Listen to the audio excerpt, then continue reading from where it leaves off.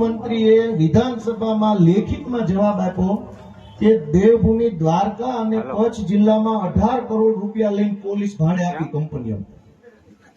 અહીં જે બધા આવ્યા છે સરકારી કામ કરવા નથી આવ્યા, ભાડે આવ્યા. આને ઓન પેમેન્ટ બંદોબસ્ત કહેવાય. કોઈ જુવાનિયા ભણેલા હોય આરટીઆઈ કરજો જિલ્લામાં નયન ત્યાં ભાડે આ કંપની પોલીસને પૈસા આપે કે અમારે 50 પોલીસ વાળાની જરૂર છે, એટલે ઓલા કે કેટલા રૂપિયા થાય તો કે 12 લાખ મોકલી દો. તો મેં વિધાનસભામાં એવી માંગણી કરી કે અમને ભાડે આપો, એને 4 પીએસઆઈ ભાડે આપો, ખેડૂતોને 2 પીએસઆઈ ભાડે આપો, અમારા 2 એના શેર ભલે બથો બથા સુધી આપો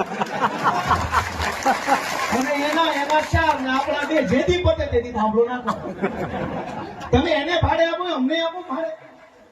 ભાડે તમારે પૈસા લઈને દેવા છે. કંપની દો કે મને દો, છગનભાઈ દો કે મેઘરાજસિંહ દો કે ભાઈ રાણા સાહેબ ને દો, શું ફરક પડે? પૈસા લઈને દેવા છે. એની પાસે જાજા હોય તો એને 3 ડીવાયએસપી આપો, અમને 1 આપો અને 2 નાની શેઠે મૂક્યાવાના. એના ને 1 આપણો બથો જ ભલે. તમે એને જ કેમ ભાડે આપો? આ કોઈ સરકારી કામ નથી કરવા આવ્યા. યાદ રાખજો દોસ્તો, વિધાનસભામાં ગૃહમંત્રીએ લેખિતમાં આપેલો જવાબ છે ભાડે આવે.